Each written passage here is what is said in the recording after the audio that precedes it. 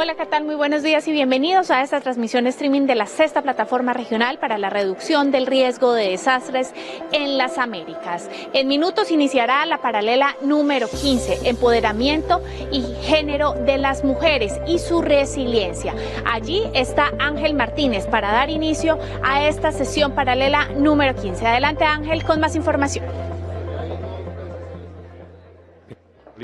Buenos días, damos la bienvenida. Thank you, Carolina. Good morning. We'd now like to welcome you to the 15th panel that goes by the name Gender, Empowering Women and Resilience. The idea is to highlight the commitments made in the Sendai framework that have to do with the gender approach to reduce disasters and identifying measures to reach the goals stated by means of a participative and inclusive method. We have Jose Felix Rodriguez with us, the official senior moderator for social inclusion, International Federation of Societies of the Red Cross and the Red Crescent. We also have with us Jennifer Duradnik, representing Mami Mitsutori, Special Representative of the Secretary General for Disaster Risk Reduction, Carmen Moreno, Executive Secretary from the of American States, Evelyn Vallejo, Coordinator of Gender Protection and Community Participation for the Canadian region. And finally, we have Sam Schilling, the Strategic Director of the ODU Commission and Global Facilitator of a global network for grassroots women. A round of applause and let's welcome our panelists.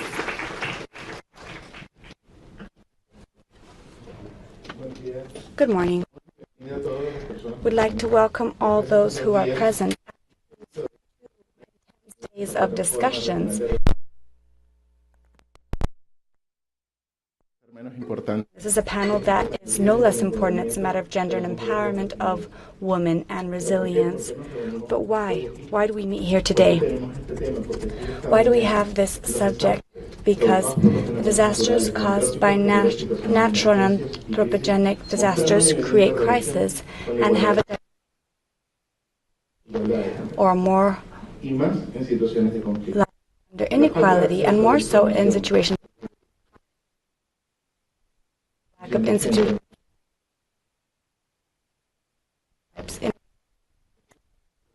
that are deeply rooted and cultural situations place women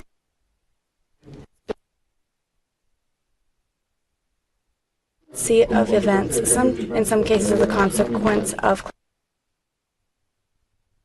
the international community must implement strategies in order to be able to prepare and respond to these disasters.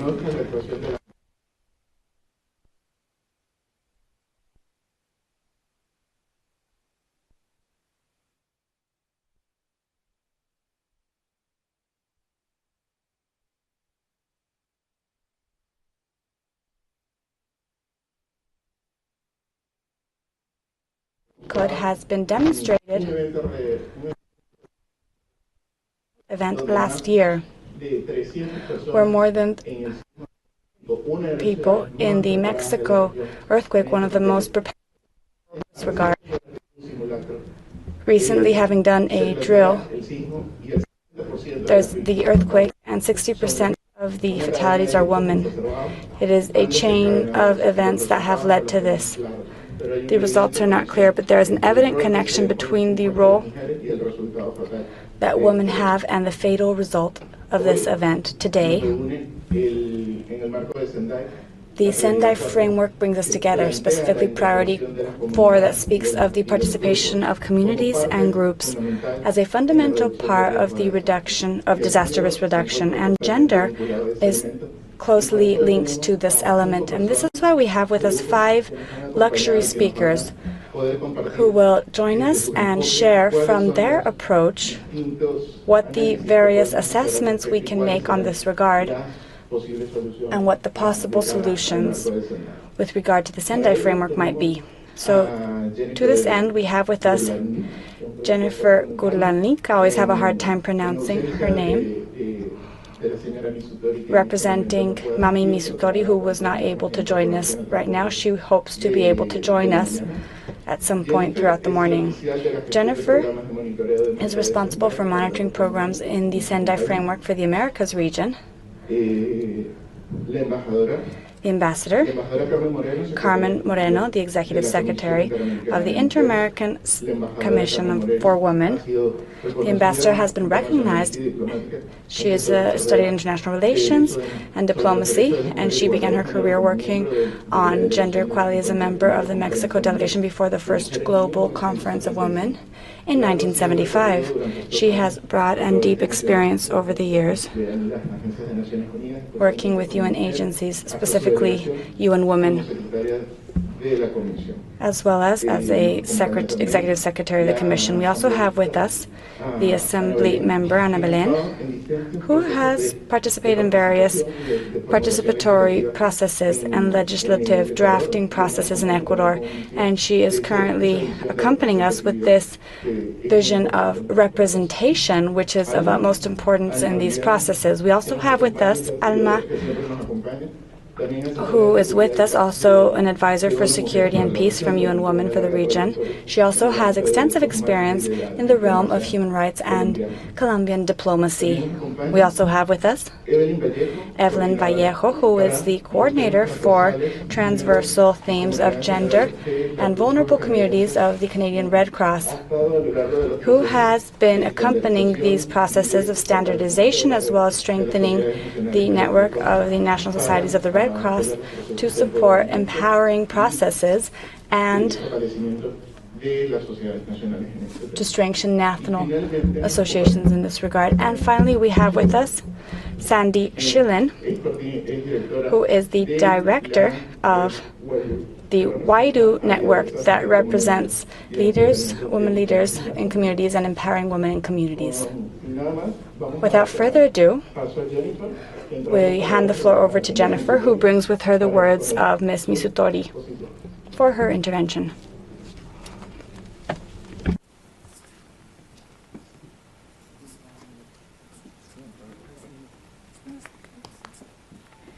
Muy buenos días. Nuevamente. Good morning. Once again, I'd like to apologize because Ms. Misutori had the entire intentions of being here today. In fact, she is right here next door in Barahona 3, but they are a little delayed with the ministerial meeting. So unfortunately, she was not able to be here, but I'm here with you representing her. So for this first part, I'm going to read some words from Ms. Misutori. I'll read them in English. If someone would like to use their translation device, please do so. States throughout the document gender equality and the need to empower women. It is the fundamental principle in order to build a resilient and de-risked society. It is such an important principle, so much so that it is something that cannot be forgotten to be mentioned. That would be politically incorrect. That is a good sign. It all starts from recognizing that this is a principle we need to commit to and stick to. In this regard, I would also like to refer to the Convention on the Elimination of All Forms of Discrimination Against Women, General Recommendation Number 37, on gender-related dimensions of disaster risk reduction in the context of climate change. This is the only legally binding international instrument on the issue that we are discussing today, and sets the obligation on states and non-state actors to take effective measures to prevent, mitigate, and respond to disasters and climate change. And in this context, to ensure that the rights of women and girls are respected, protected, and fulfilled in accordance with international law. I would also like to mention that the Latin American Caribbean region is setting an example in recognizing the need for gender equality in general.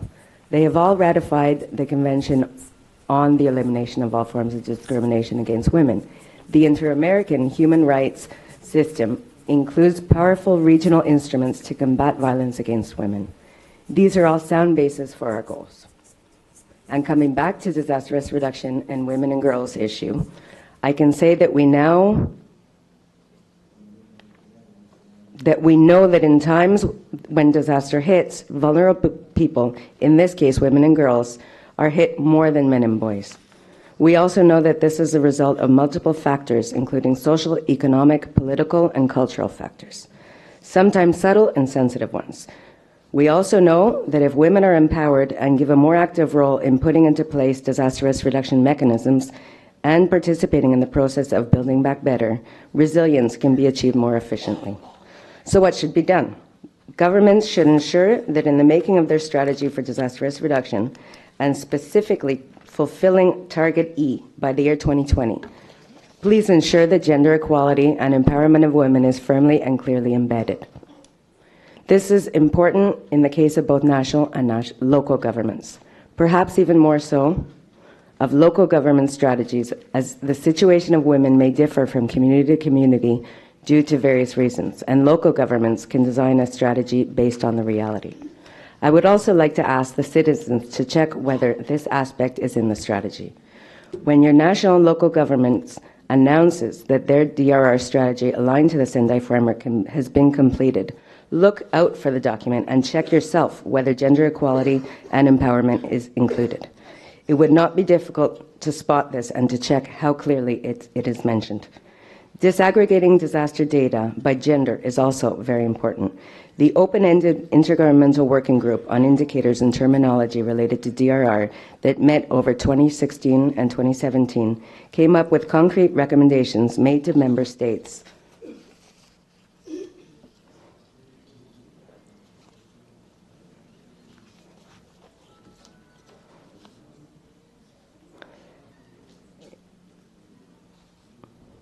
Sorry. Okay. Finally, I would like to ask you a candid question. Do we really know how exactly are women and girls more vulnerable and why this is as such? Are the voices of women and girls being disproportionately affected by disasters really reaching us? Or changing the question, have we been successful in sharing and communicating real stories and narratives around this crucial aspect of managing disaster risk? And finally, are we communicating the stories in an accessible and powerful way? Thank you.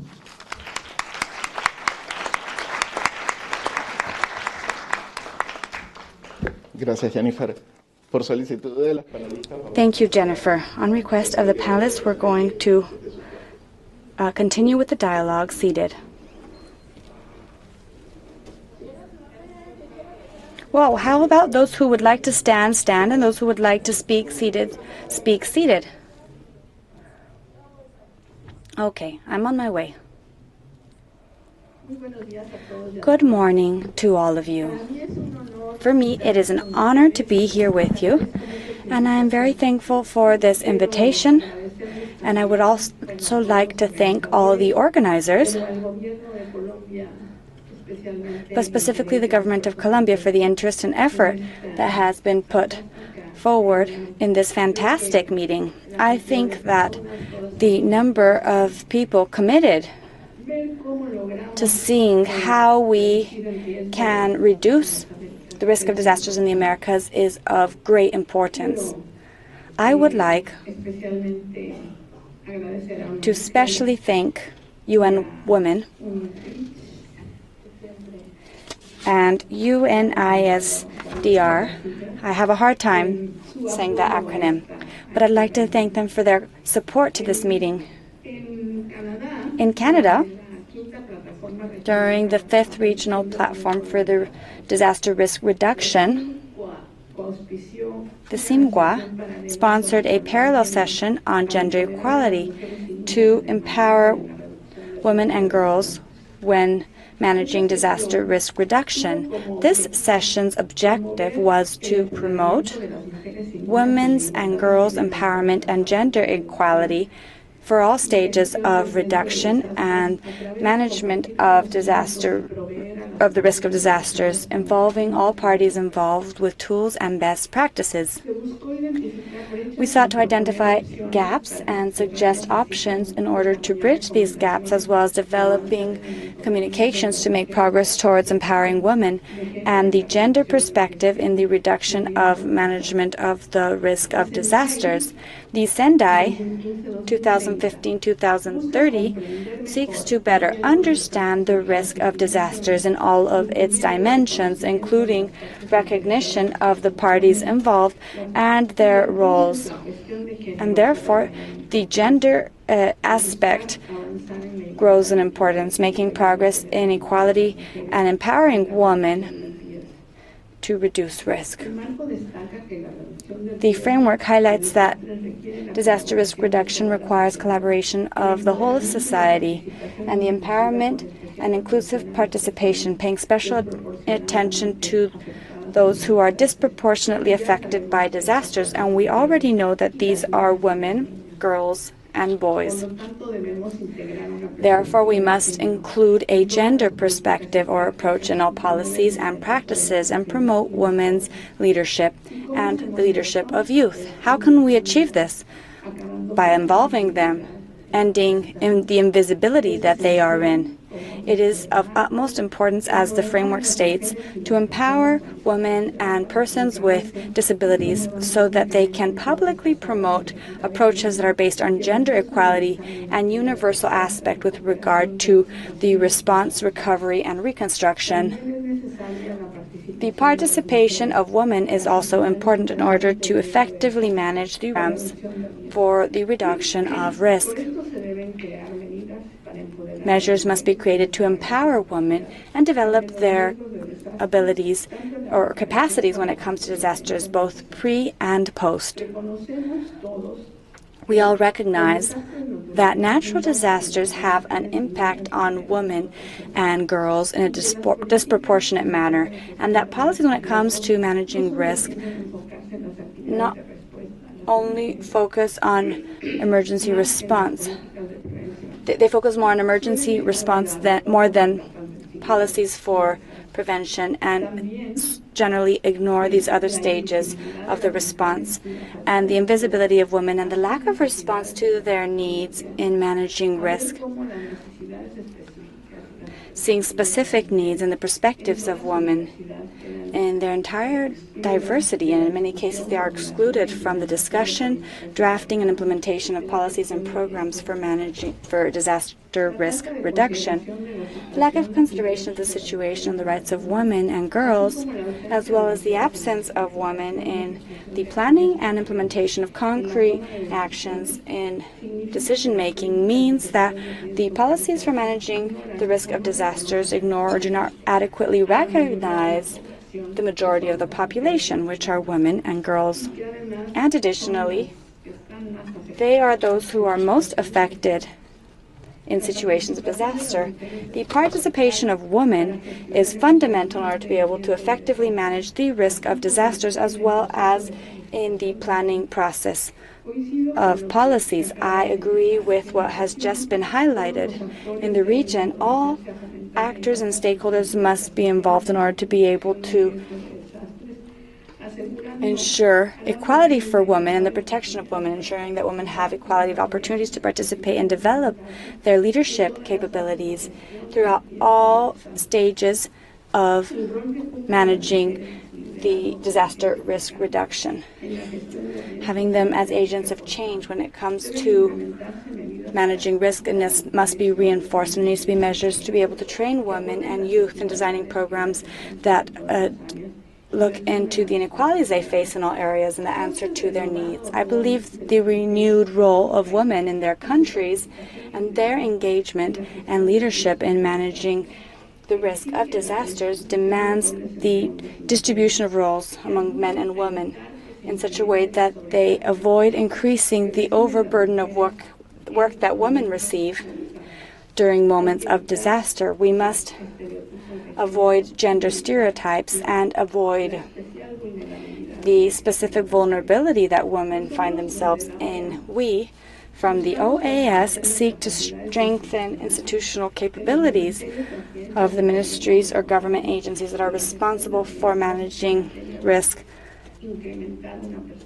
with regard to increasing a gender perspective, as well as the national mechanisms for women's advancement, so that a approach of women's rights and gender equality be included when drafting policies and programs for risk management.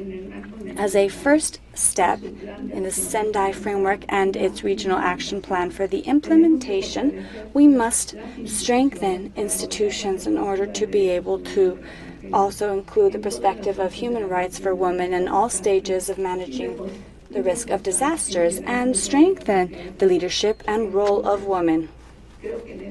So I believe that on this point we are all committed. And I think I have no more time because that light is red. But I hope that if you have any questions or any queries, I'll be happy to answer. Thank you very much.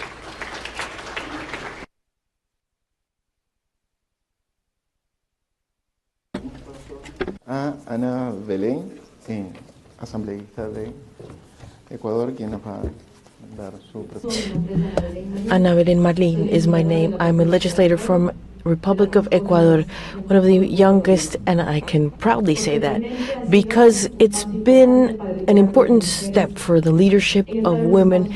We're in decision-making spaces now, and that's where I started with my first challenge in terms of disasters, seeing the way in which women are at the site and actually creating standards that reduce risk and disasters, involving the Andean cosmovision, involving well-being and the co-participation of men and women.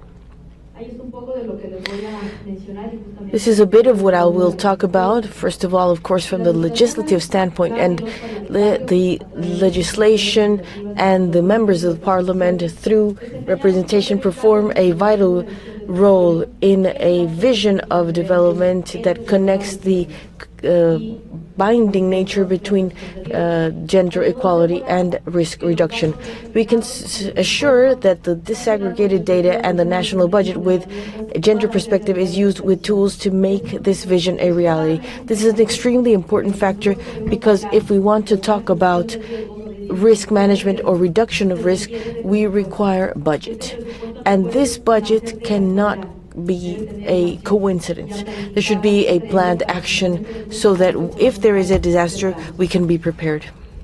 In Sendai's framework, goal number 5 is very clear: achieving equality between genders and empowering women and girls. We've been able to see that the most vulnerable sectors are women and girls. But many times we ask ourselves, why is this? I can give you an example. When there's a disaster, in the post-disaster, in an earthquake, let's say, for example, or post a flood, there's a process where families have to go to shelters to be taken care of. And in these shelters, unfortunately, if we don't have control, there are rapes that happen in this, and this has to be corrected. And we cannot continue to be vulnerable in these difficult times where a country can be going through.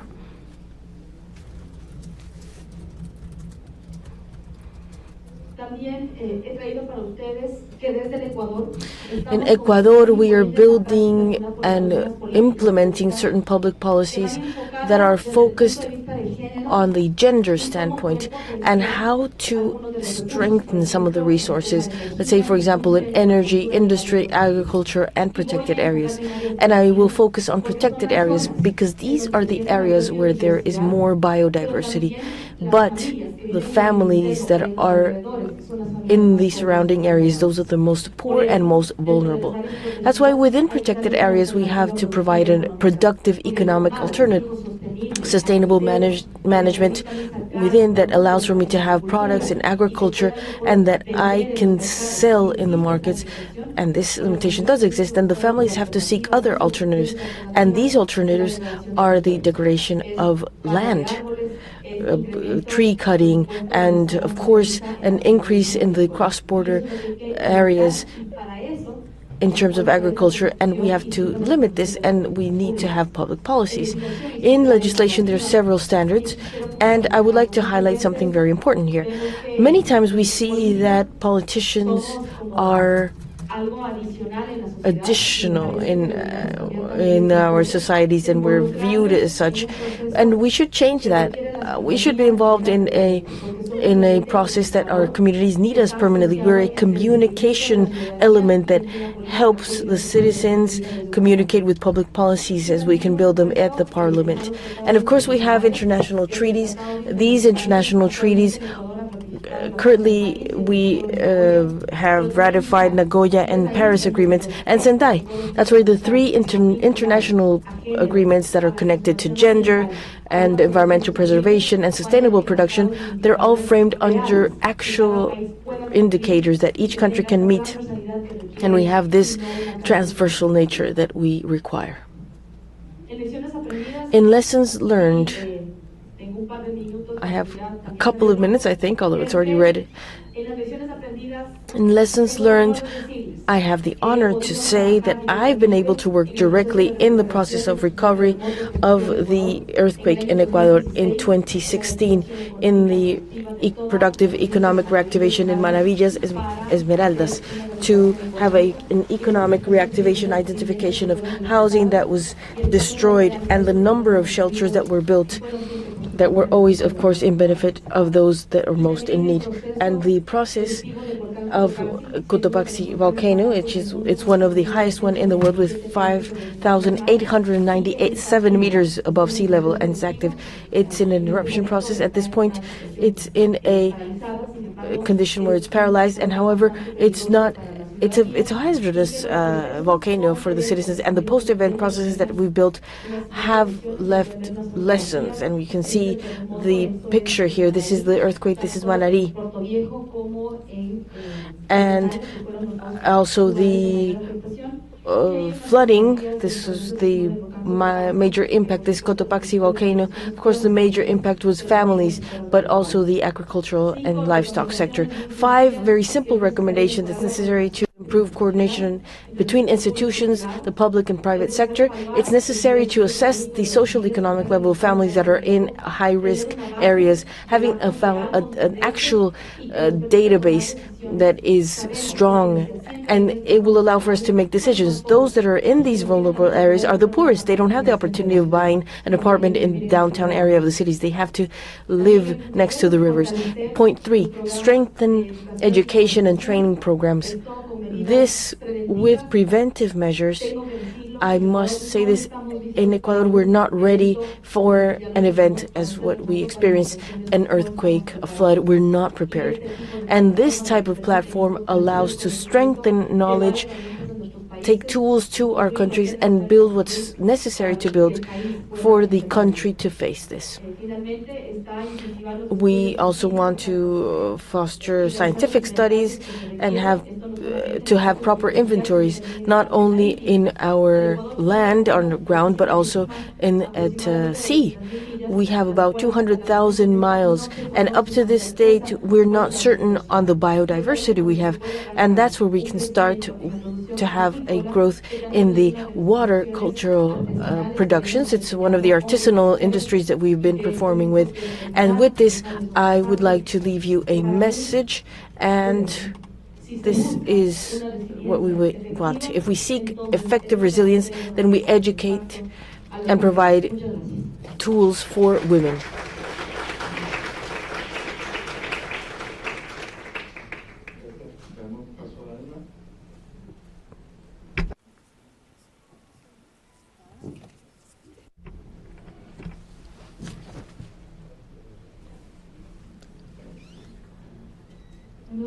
Good morning.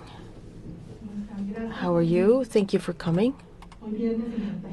Today, it's Friday in Cartagena. Thank you for being here to talk about gender and resilience and disaster risk reduction.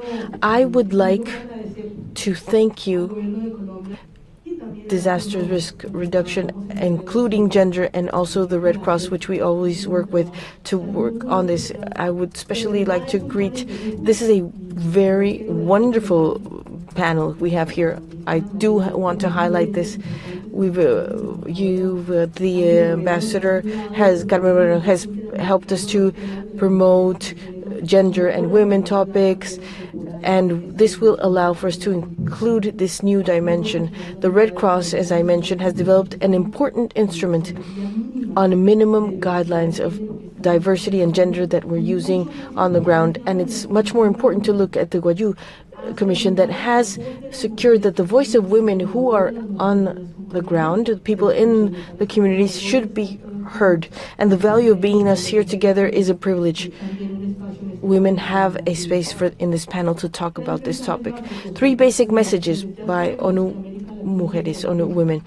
We know that Latin America and the Caribbean is highly vulnerable to emergencies, and we know this because we've talked throughout this week that vulnerability in our emergencies, when we look into this, and this is looked into afterwards, and there's an aftermath, most of the fatal victims and the impact is mostly probably on women. It's not that women are more vulnerable. We're the most important point of resilience of communities. And it's not possible to strengthen communities and generate an effective response and inclusive response without including women. But that is something we always look into afterwards.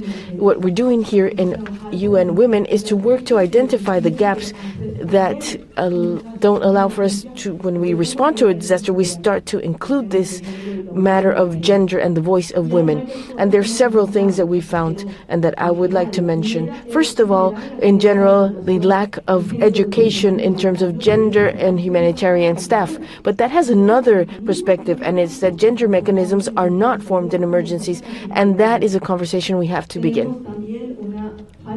We also have a lack of assessment of gender and data, and this is something that was mentioned by Mai Misutori in her presentation made by Jennifer a moment back. And this lack of data keeps us from answering more effectively and ensuring that recovery is faster, because we do realize, and there's an awareness that we must incorporate the voice of women and the gender variable, but it arrives too late.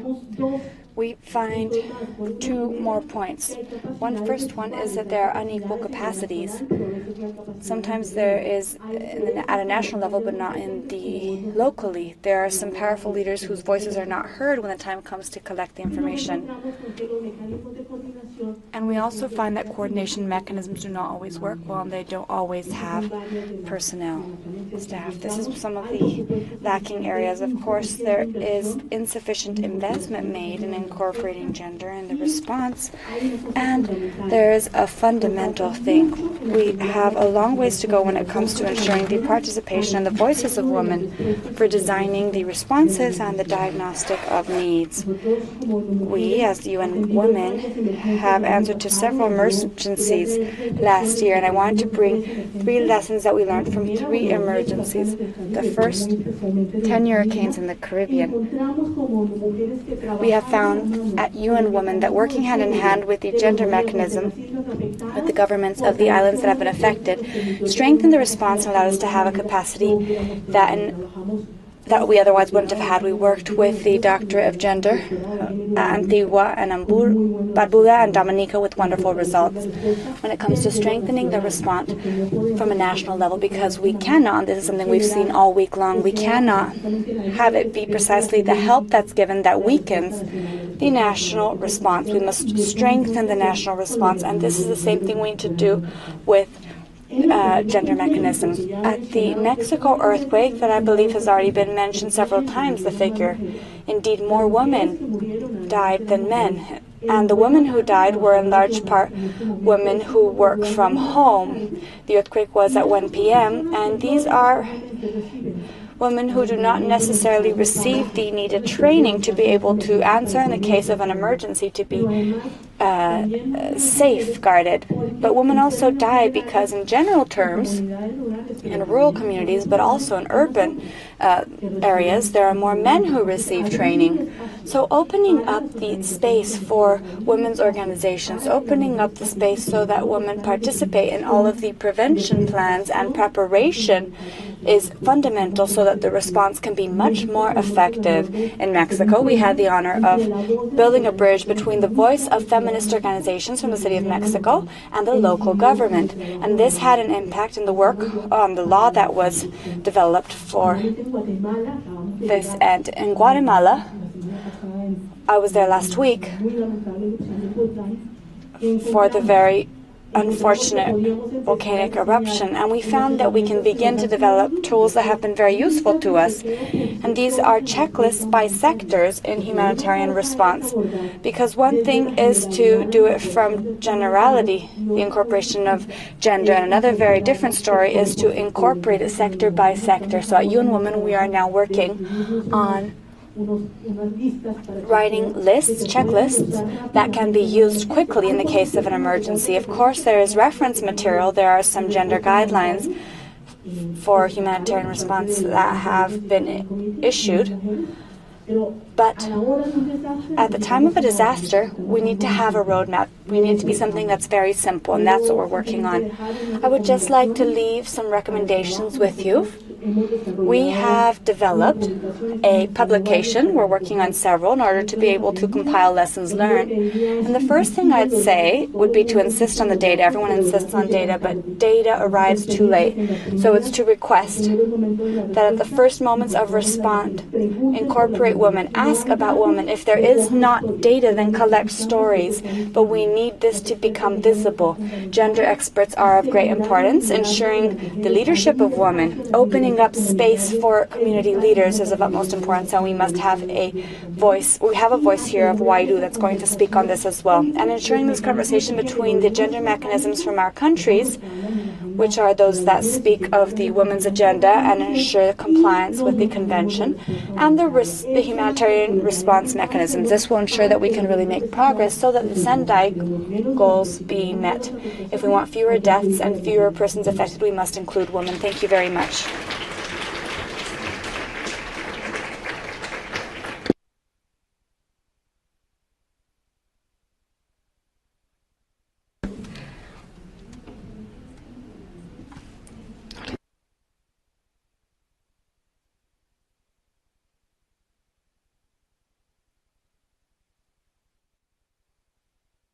Good day, everyone.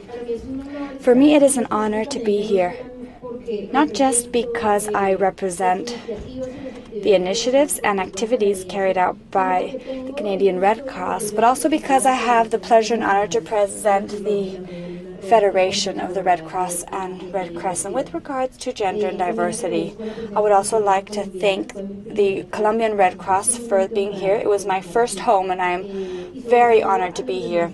And above all, to the other participants for demonstrating your commitment, because I know being here at this panel demonstrates a sincere interest and commitment to these issues. I would like to speak on what is being discussed with regard to the framework, and specifically what we're promoting as a Red Cross movement and the Red Crescent.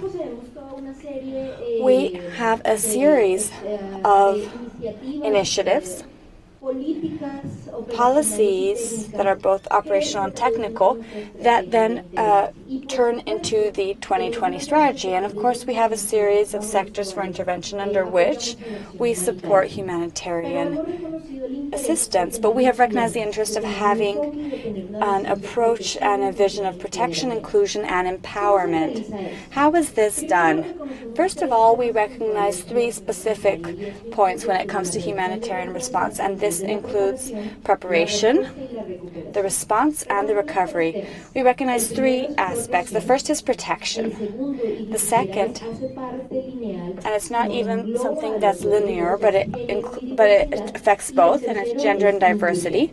And the third is inclusion. What connects these three aspects? Our humanitarian principles is recognizing human dignity and a rights approach that must be cross-cutting to these three themes. To this end, we have a guiding framework where we recognize through cross-cutting nature in all of our programs and services and the approach for preventing discrimination and exclusion. And this is how we see during peacetime and what we apply for the reduction of the risk of disasters. The P for protection, G for gender, and I for inclusion. In the realm of protection, it includes the entire scheme for child protection, sexual violence based on gender, anti-traffic, reestablishing family contact, psychosocial support, and the culture of nonviolence and peace. Within the realm of gender and other factors of diversity, we have all those specific matters that must permeate all of our services, specifically with regard to the role of empowerment that women, girls, and youth should have in our interventions. And finally, we recognize a factor of social inclusion that must permeate the inclusive participation. Nonetheless, as we all know, and it's our role in emergencies, this changed somewhat in the time of emergency, and it's although we offer the same services, we include one element that is crucial, and it's the community participation and social empowerment. Without this factor, conducting protection actions and interventions with a gender approach, and even having an inclusive program that considers those who are disabled, the migrant population, among other populations, would not make sense, nor would it be effective. To this end, we as a Red Cross movement have a community participation engagement framework as well as accountability. We recognize that the communities are at the core of the intervention, and additional to working for them, we're working with them. In fact, we no longer have the bottom-up approach because the language of bottom-up itself always seemed very uninclusive to me. We work in a horizontal fashion, and this is the approach that must be used. We have 4 pillars for community participation specifically, which is to offer information for safeguarding and establishing all reference mechanisms. And this is why it's important to work in a coordinated interinstitutional way. We also work on advocacy, which is very relevant for these matters. Our neutrality and impartiality does not allow us to do advocacy for important matters such as gender and empowerment of women. And finally, we also work on the relevance and information. This is something that was being mentioned, and it's that we truly must work on having interventions based on evidence. What is our approach, additional to the P, G, and I? First of all, we have that this kind of matters need to start from prevention and also from the preparation of our societies of the Red Cross. But also, it must be included in the response, and it must be tangential for recovery. For us, inclusion is not just a result. Inclusion is not just making people participate, but it includes an entire cross-cutting process for all aspects of managing risk. As I mentioned, we have significant participation engagement, and I would like to focus on the response focused on survivors. We no longer speak of victims, nor of women, nor of girls, nor of young women. They are victims due to being in specific conditions of vulnerability. Instead, they are active entities, and they are going to give us all the resources and capabilities to be able to provide efficacy to our humanitarian action. Here is the tool that we, as a movement, have developed since the year 2015. These are the minimum standards for gender and diversity.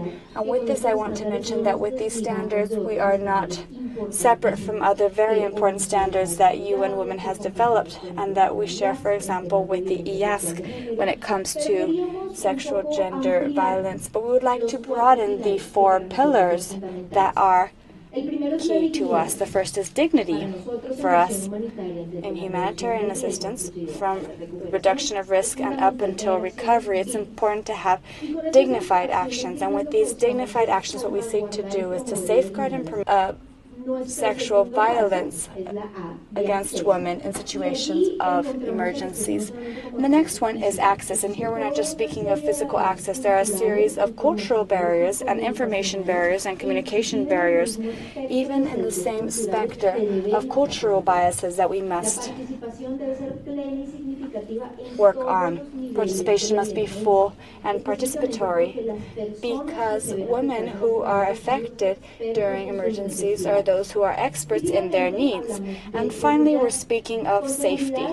With safety, we can connect these issues that have to do with their own protection systems. And with this, I would like to emphasize that for us, it is very important to consider the issue of zero tolerance towards violence, sexual and gender violence on the part of the humanitarian staff towards beneficiaries. We have zero tolerance to these kinds of situations, and this is why we've established a series of support systems that I will show you now.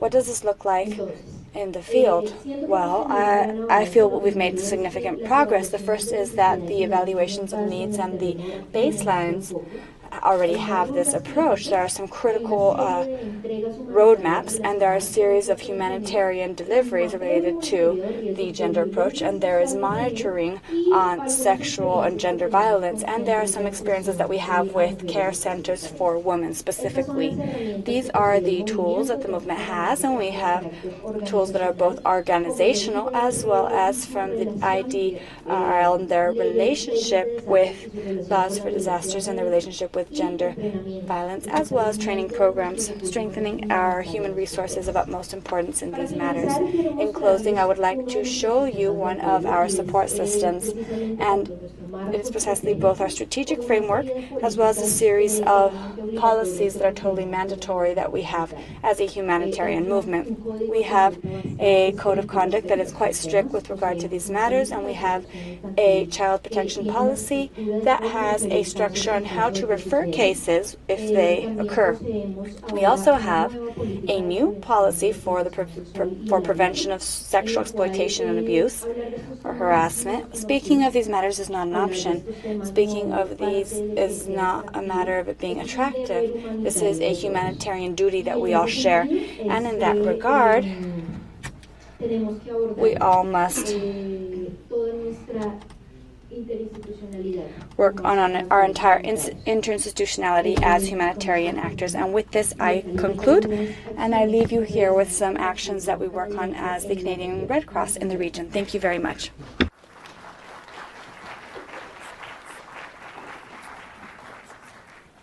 Muchas gracias, Evelyn. Damos la palabra a Sandy Shell. We hand the floor to Sandy. Sandy Shell, she'll come here. Those of you who need simultaneous translation, she will be speaking in English. Thank you. Good morning, ladies and gentlemen. I am going to thank the institutions for your time, and for the 5-time period I will present in English. My intervention today will address how women's empowerment and gender-responsive investments can accelerate risk and vulnerability reduction and climate adaptation.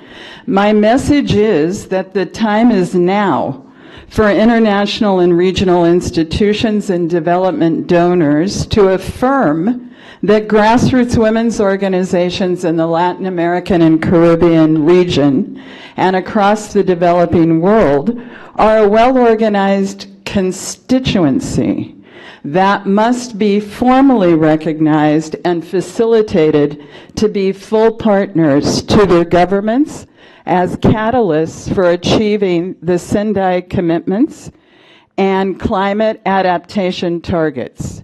How can this be done? A starting point is naming and registering the rural and urban organizations that are leading in poor communities with the leadership of grassroots women across the LAC region, specifically acknowledging that in rural communities, tens of thousands of women are organized in rural producer and farmer cooperatives with robust cooperative networks in Nicaragua, Panama, and Brazil, for example, and provincial and national networks of women-led rural farmers associations in Jamaica, Costa Rica, and many other countries in the region. Even larger numbers of women are involved in community-based, women-led groups in urban and peri-urban cities and towns, especially in the informal settlements of Lima, Quito, Bogota, La Paz, and Kingston, Jamaica, and elsewhere in the region. Here, women in poor communities have collectively worked for years to regularize and register their houses and communities, to bring roads, water, sanitation, and other dependable basic services to their communities. A very strong example is the Popular Kitchens movement in Peru, where grassroots women feed children in poor communities, reaching more than 100,000 families monthly across the country. Similarly, women are well organized in cities as informal sector workers, providing services and labor in central and marginalized neighborhoods. Last and not least are the indigenous women's organizations across the region, including Afro-descendants, whose survival and well-being depends on safeguarding the environment, stewarding and controlling their lands, and ensuring food sovereignty and security. What does this have to do with accelerating effective risk and vulnerability reduction at the local and national level and promoting women's empowerment simultaneously? Quite a lot, actually. In all the examples I gave, the Wairo Commission network of community resilience practitioners, women have been compelled to address environmental degradation, extreme natural hazards, including Hurricane Mitch, earthquakes in Mexico City, Peru, and Chile, and the recent Guatemalan volcanic eruptions, and have faced sustained threats to food production, coastal protection, urban living, and health conditions produced by continually changing weather patterns. Tens of thousands of our members are now, and have been for the past 8 years, experienced mappers of community-based risk and alternatives to addressing risk. They have established formal partnerships with their government officials on areas that include early warning systems, community risk reduction initiatives related to protecting slum communities from landslides, contamination in rural and urban communities from sudden onset flooding, and ensuring food supplies are available in emergencies. Time does not permit me to say more about grassroots women-led good effective practices and how they have been transferred across communities and financially supported by government. What I want to talk about now in my remaining time is what are the main obstacles to moving in this direction. A number are well known, others are ignored. Well known are the governance bottlenecks, the slow pace of devolved local decision-making to address disaster risk and empower communities, and examining the key role of involving those shouldering the greatest burden at the community level.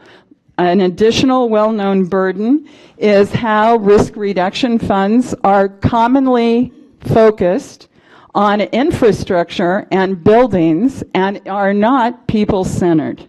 Not recognized are the fact that grassroots women are well organized, as I've accounted for, and that they are marginalized by and subordinated in professionally led, supply-driven risk reduction. This professionally led, supply-driven risk reduction occurs through policy agencies, government, but also internationally and nationally based NGOs.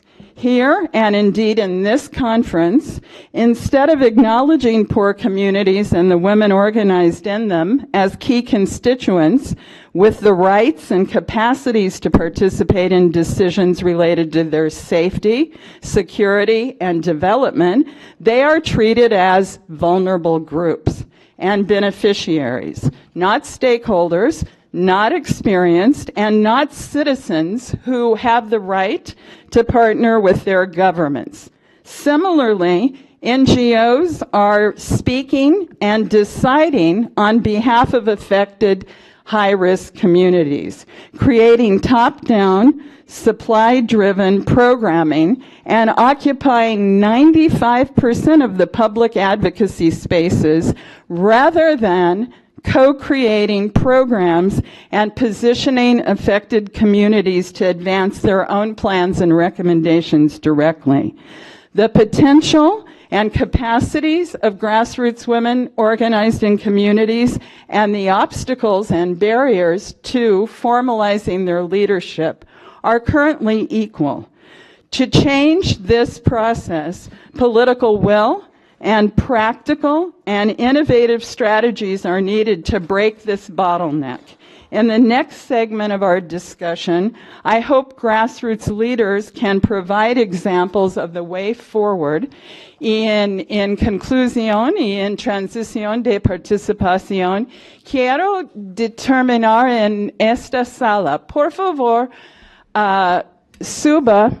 Si usted es If you are a leader of a group that has actions for resilience in your community, just to show us who in the room does this. Women, grassroots women that work for the reduction of this. Who are they? Is that it here? Thank you. Thank you.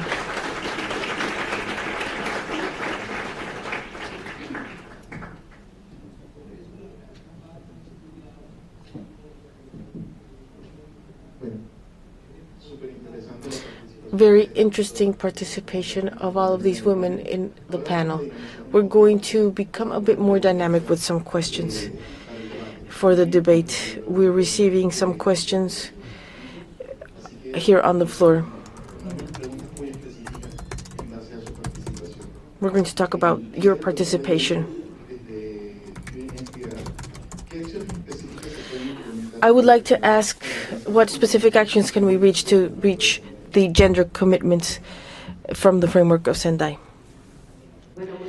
Thank you very much. Under the framework of Sendai refers to 6 specific points in terms of gender, not only gender, but the inclusion from the perspective of human rights.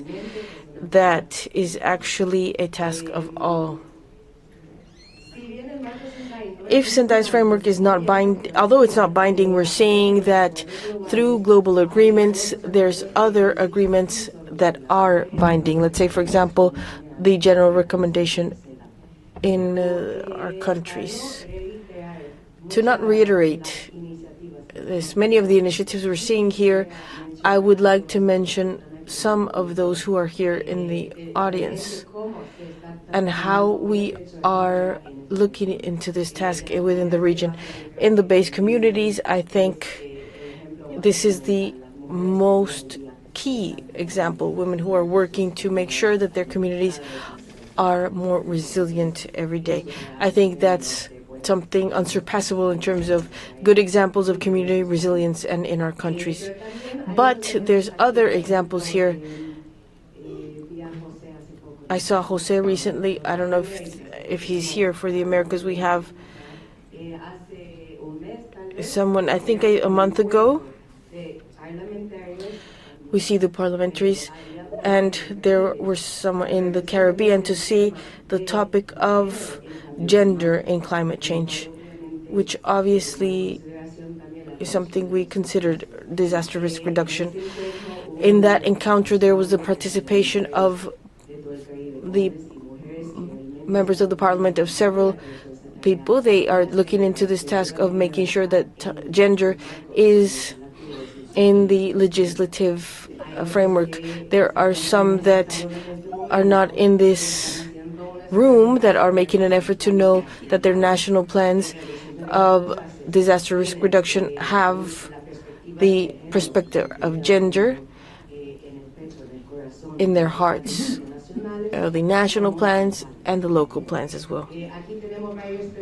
There are several people of the work group that we've seen at the Latin American level and the Caribbean of national offices of statistics in this region to secure the measurement and registry of statistics for disaster risk reduction. And I was very pleased to see that in this meeting we're here, I think 80% of those who were with us are women, so thank you very much as well. And finally, with the 15 seconds that are remaining,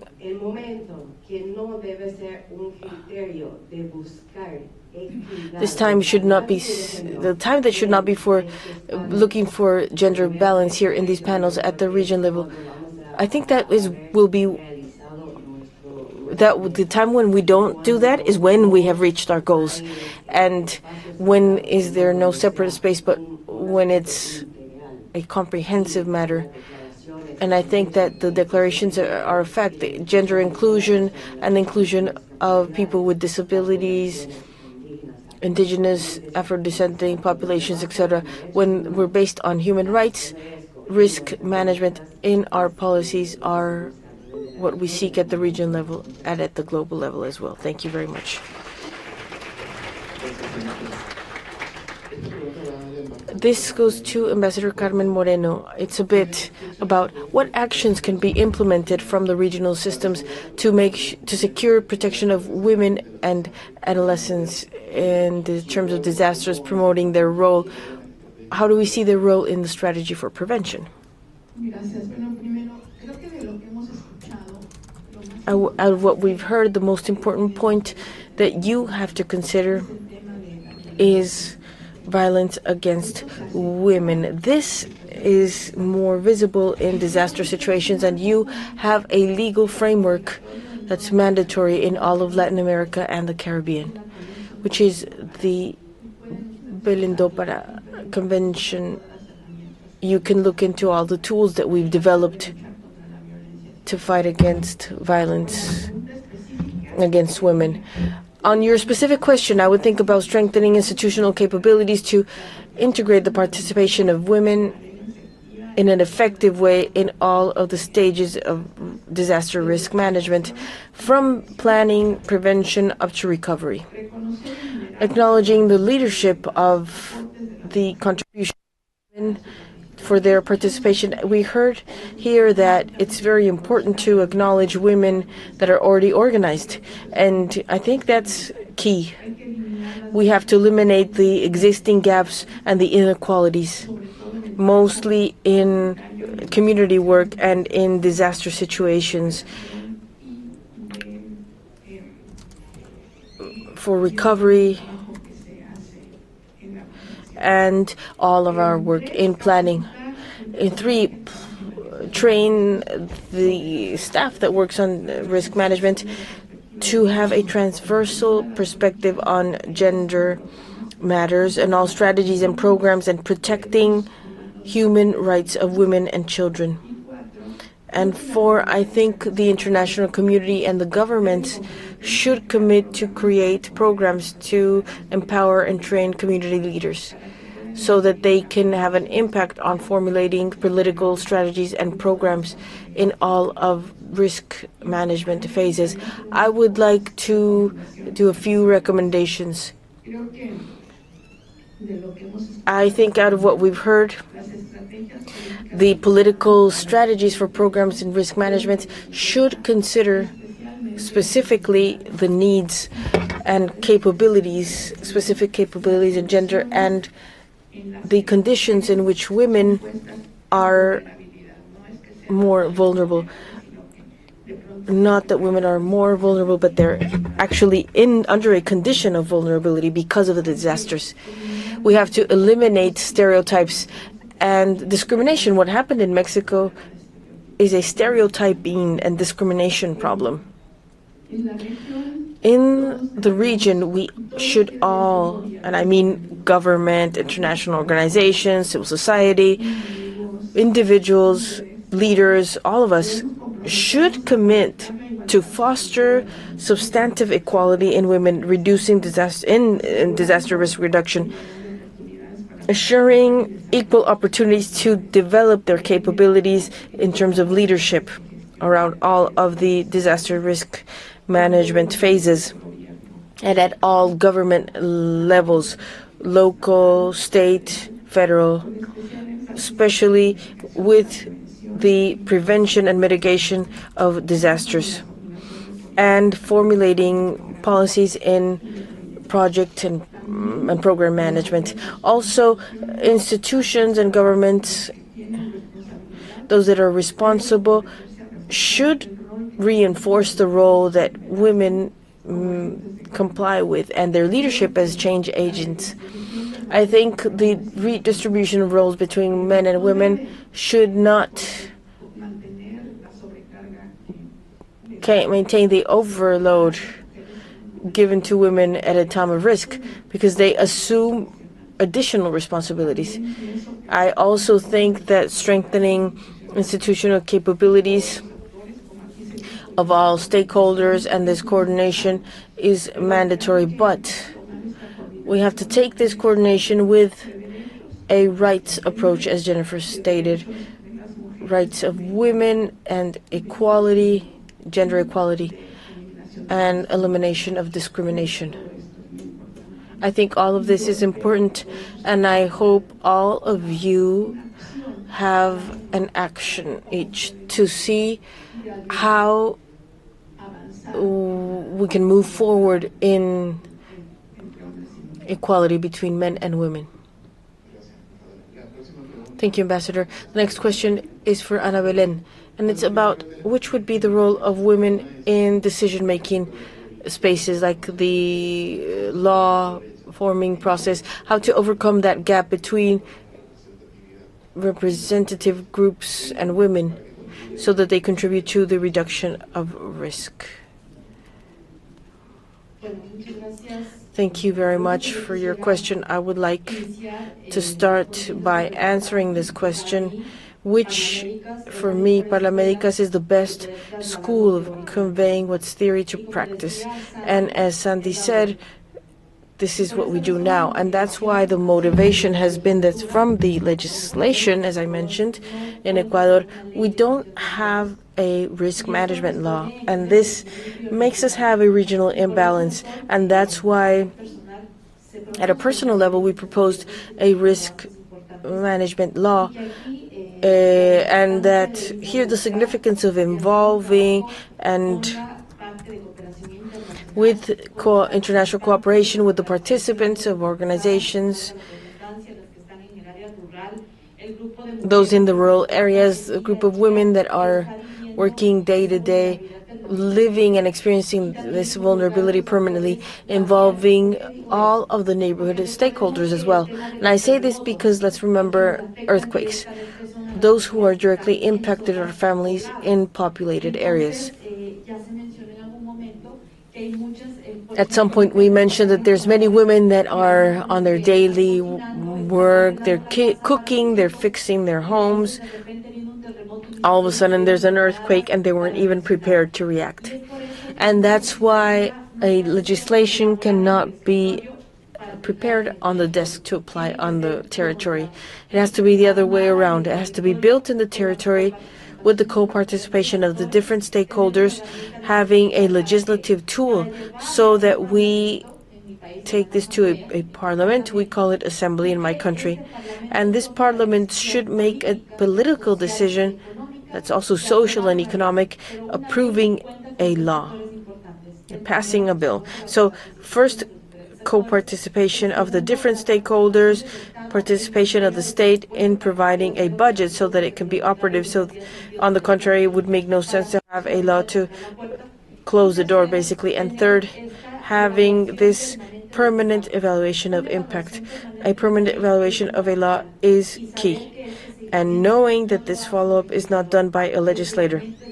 The follow-up is done by who lives and uses this law and who puts it in practice. And that's why the line where we frame this legislative work is to know that from the beginning, when we have a legislative initiative, it should be clear that we require a political commitment. And if there is no opening to this policy, the law doesn't have enough votes and a bill will not be passed within a parliament. That's why it's so significant to have women, and that's why it's so important to be pushing, empowering, so that a law is passed within the parliament. We have to look at the other perspective of politics, because many times we see it very dark, and many times women are actually a light where there's a lot of fog.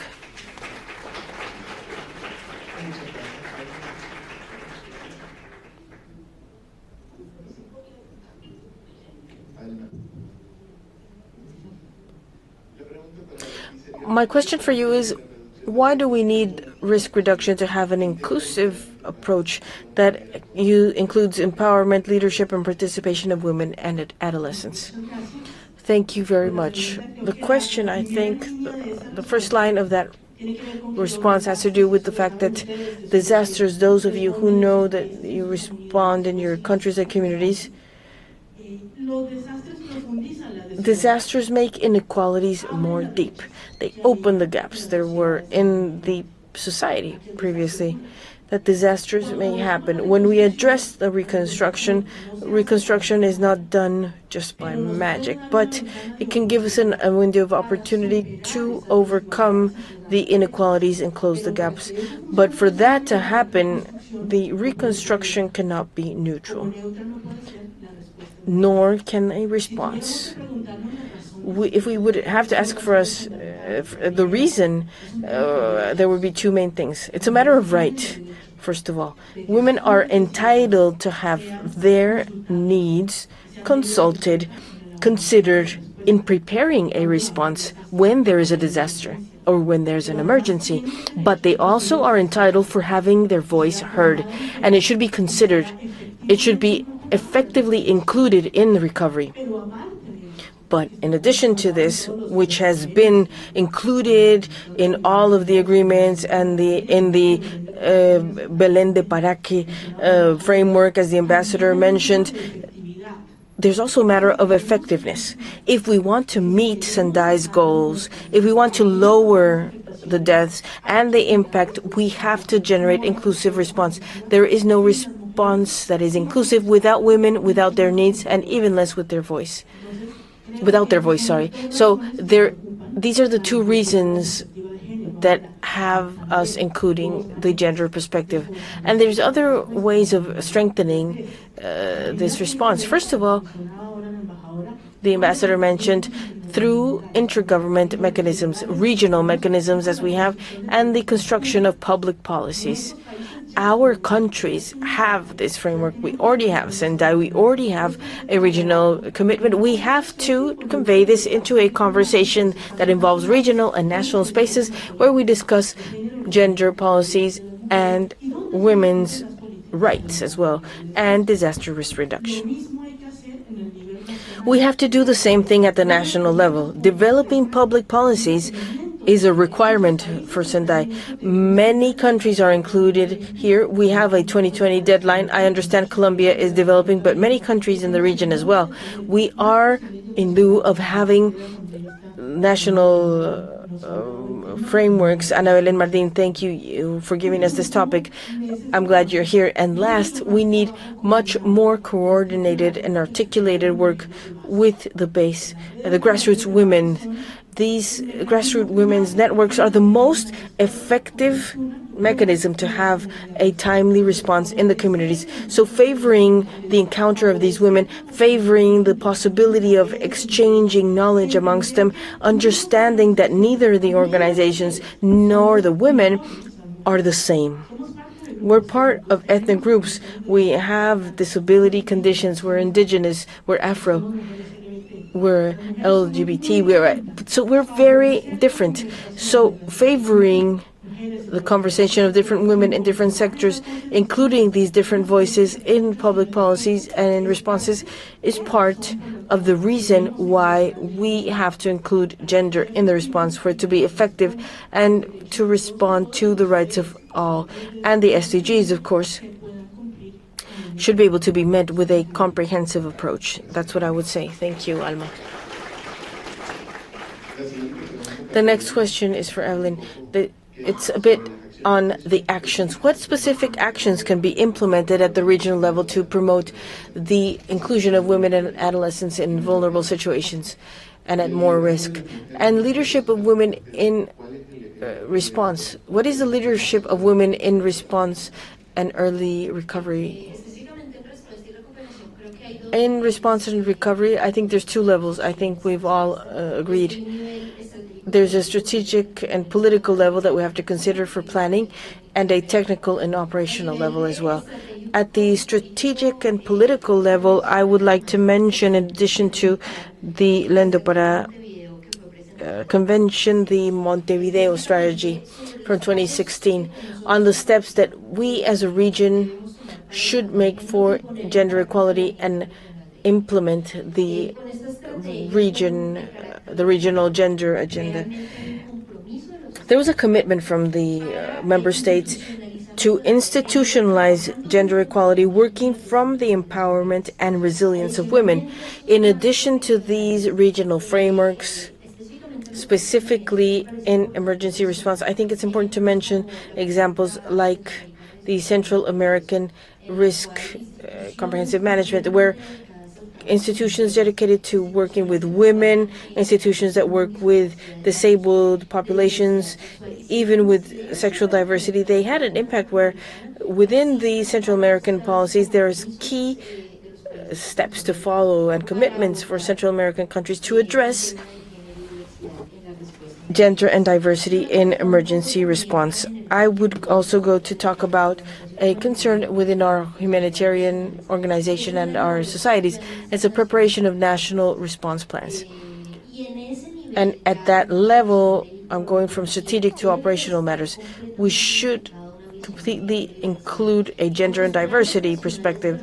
And since response plans have services adapted and institutional mechanisms, and their staff is prepared to address this need, that should also be considered.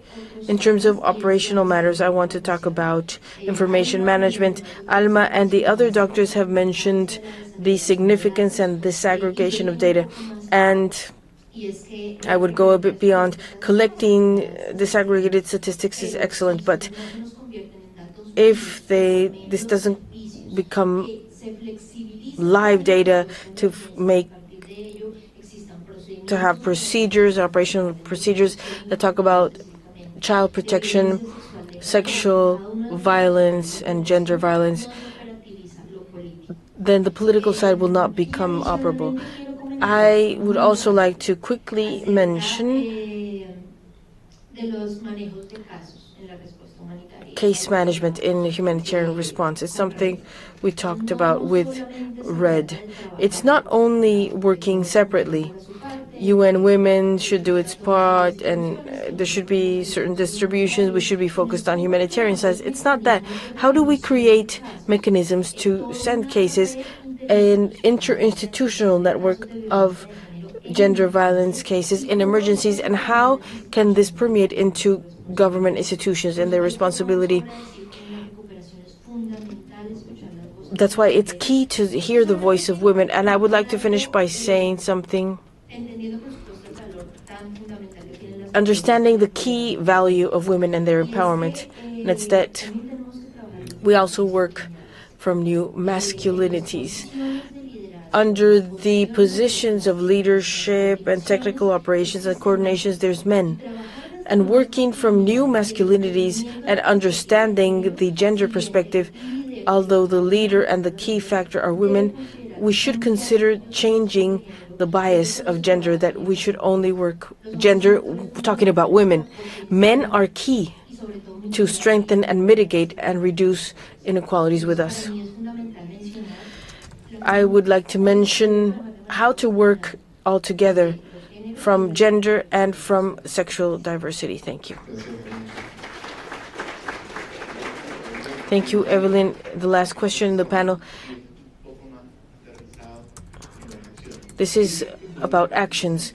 What is being implemented at the regional level to promote public leadership and formal roles of organizations and base in groups as women in vulnerability and the promotion of resilient communities? And how can this be extended at this point? What are the challenges? I'm going to give my sister, Ana Lucy, the opportunity to respond. Thank you very much. With the participation of Sandy, in terms of the question, as we said before, community empowerment with the direct participation of women working in their communities. We have experience in this process after Mitch, where women took the role of innovating, having initiatives, creativity, working in emergencies and in recovery, doing innovation with means of life, doing tools, and where currently we have, at the level of different countries, women that have been trained around topics that will manage development after a disaster. As the president said in the inaugural session, after a disaster, we have to improve our life conditions. We worked strongly. We worked at a local level and we positioned globally. And why? Because we need to have institutionality. How did we achieve this institutionality? At the Sepredelac level, we were invited as community women working in their communities, how to work, how to support in these forms of the consultation committees, where we worked in the policy of risk management at the Central American level, giving our input, providing our input, integrating this gender portion, also input as an indigenous population. Also at the national level, we were able to be in the design of the policy of Sinahen. From this policy, we specified the local emergency committee, municipal emergency committee, where the expert women are part of these tables, where these women explain to their authorities how they can work. And as we say, we took possession at a global level. All of us who are here at this global site, when we come to our countries, each of the women that Sandy mentioned will go with their local authorities. They go with their authorities to say, this is what happened, I'm working on this, and how can we coordinate this? What we also do is create the global platform of resilience practitioners, where these initiatives have plans, where we had the director, Margaret. We created this institutionality in the platform. How to work on comprehensive development plans, how with our authorities we seek for resilient solutions, how to mention the funding side, because we couldn't have done this if we wouldn't have the resources in our hands. With the resources in our hands, we're also teaching our authorities around these global frameworks. So this global possession, so to speak, they pay attention to us at the national level. We can go with our ministers and say, this is how we work, how can we get together? So if you're not in a global space, they won't listen to you at a local level. And at a local level, we're part of a team, and with our local authorities, that's what we're doing. So it's not that we're planning them, they're done. We're doing this in our communities. Thank you very much.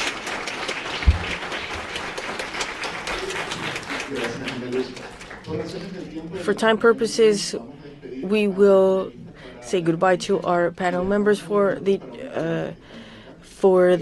broadcast, but we will have a few more minutes for our Q&A over here. For those who are watching on streaming, we're glad to have you here in this panel. You have put color on the matter of gender. You've surely shown how this is connected with disaster risk reduction. We'll stay for a few more minutes for the next questions.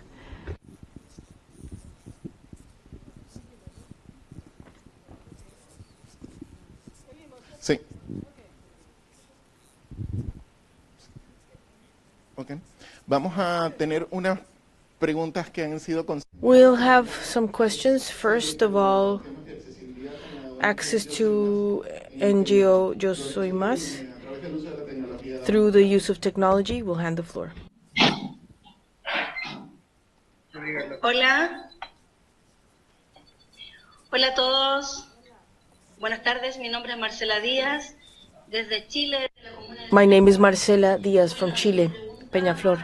My question is towards how, under the framework of Sendai, have you included the role of women that are disabled? How are they included in Sendai's framework from the inclusion and rights approach that we've heard in this presentation? That's what I would like to know here in Peñaflor. I direct an institution that works with children and adolescents that are disabled.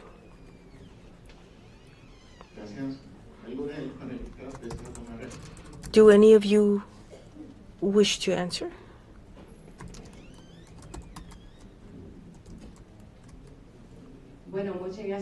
Thank you very much, Marcela. In fact, under Sendai's framework, this is for larger groups. We mention the guideline principles looking into gender and disabled populations. Throughout this document and for our goals, we have stated that people with disabilities, women, children, adolescents, and elderly, amongst other groups that are usually vulnerable, they're considered as change agents from planning, from the implementation, but also in terms of monitoring and indicators to continue looking into progress. From Sendai's framework, we have 5 specific mentions that people with disability and women should be part from the beginning up until monitoring.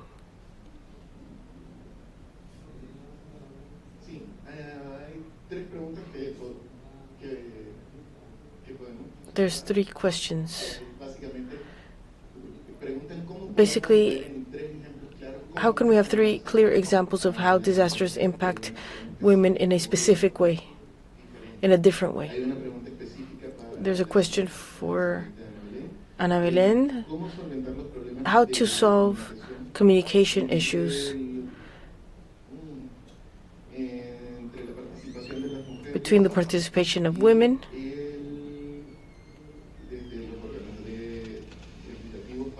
and from the legislative bodies to reduce disasters. I can't read that one very well. And the last one has to do with access to best practices available in Colombia and other countries. So any recommendations? It's about the migrating population specifically in general. Sexual workers or the exposure to this type of situation, mostly from the perception of communities, what can be done from that perspective.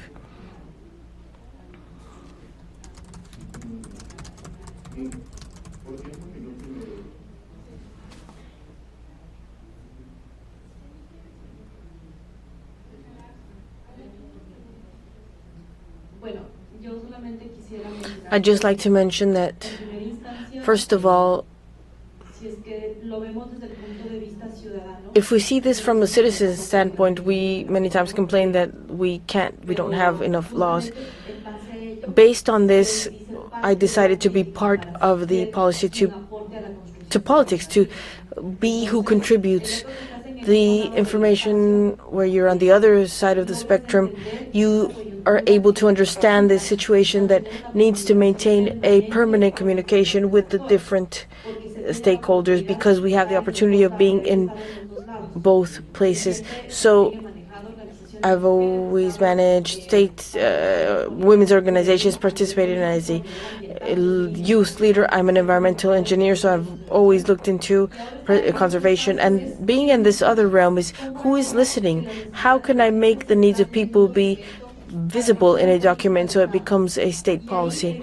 And that's where we have a challenge of achieving the support of the state, not only, but having certainty in what you're requesting, what people are advising you on, and mostly the power where a document should be something that is actually useful for citizens, not just to fill it in and have an extra document. That's why when we have bills and policies, there should be different parts of this spectrum. For us, United Nations is a tool, Parlamédicas, the parliaments in each country, and citizens' participation. That's the approach of the framework of an actual development in state policies. That's why, to supplement the communication, we have to see results, because people many times don't believe, and they say, I've met so many times that I don't believe you. So you need for this to be visible in documents, but this should be something useful for citizens and that is an immediate result. What this does is motivate having citizens come more and more, and they should be interested in co-participating. Laws have existed under certain circumstances. We provide laws and we call the citizens to participate, and they never come. And when they don't come, maybe they didn't find out, or they lost interest, or the third point, that we don't know if it will be applied or not. So as a global conclusion in the communication, I believe when there's a need in the territory, in this case we're talking about risk reduction, there has to be hand in hand with gender, with the budget that's required, and hand in hand with a state policy that generates this impact that is required by women, because this is only of women, it's of men and of women to have a better society. Thank you.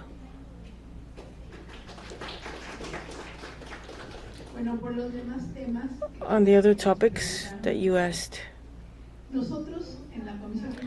in the Inter-American Women's Commission, what we do is we have public policies that we suggest to the government so that they analyze them, and if possible they adopt them. So we make suggestions of inter-American text, and the ministers, because the Inter-American Women's Commission has 34 ministers or high authorities that foster women in their countries.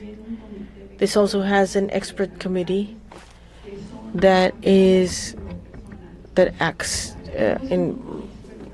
we have a group of experts that analyze a problem, and they make recommendations. Let's say, for example, connected to this, they've made recommendations, and it's public there on the website, on the issue of child pregnancy. It's one of the issues in violence against women. We also have a law, an inter-American law proposed on political violence towards women. But looking into disasters, we are coordinating work with the ministers to see how we increase the capabilities so that we can have public policies. I think OAS is a political forum where they discuss topics and we define international scenarios, international agreements that are mandatory for us to consider. OAS works through a consensus. It's not dictating policies, it's a consensus of all governments participating, and I think there are some... Acabamos de ver la paralela número 15, género, empoderamiento de las mujeres y su resiliencia. A las 2 de la tarde los esperamos nuevamente para hacer un recorrido por el Marketplace, el espacio alterno de exposiciones de los cooperantes internacionales y nacionales sobre gestión del riesgo de desastres en esta sexta plataforma regional para la reducción del riesgo de desastres en las Américas. Y a las 3:30 el cierre de apertura del trabajo de estos 3 días aquí en Cartagena de Indias. Los esperamos.